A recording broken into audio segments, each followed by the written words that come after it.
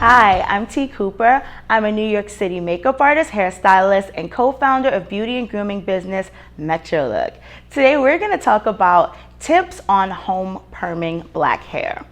Personally, if I'm going to keep it real with you guys, I would not recommend home perming at all. And the correct term is not really perming, it's actually relaxing. I grew up saying perm as well, and then I learned as I got older, the correct term is relaxer when you're talking about black hair.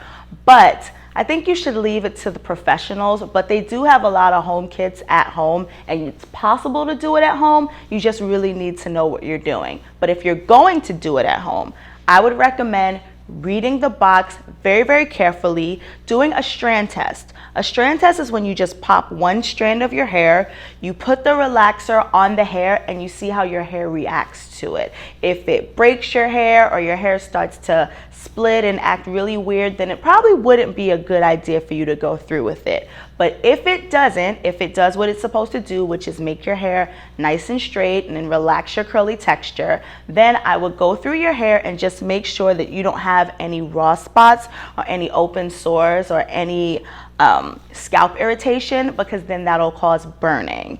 And also, if you've scratched your hair, this is the old thing, I know I went through this back in the day. When I would scratch my hair and then get a relaxer, it would burn. So if you remember scratching your hair at all, I would say use some oil, kind of like this. This is one of my favorites. This is African Pride.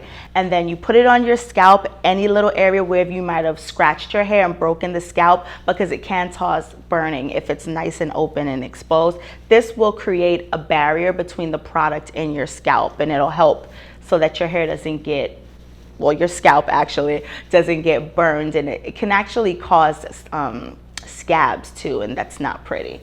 So after you've relaxed your hair and you wash it out and everything's all said and done, my recommendation is to put a nice deep conditioner in your hair and make sure that your hair stays well moisturized throughout your relaxer. I'm T. Cooper. Thank you so much for watching.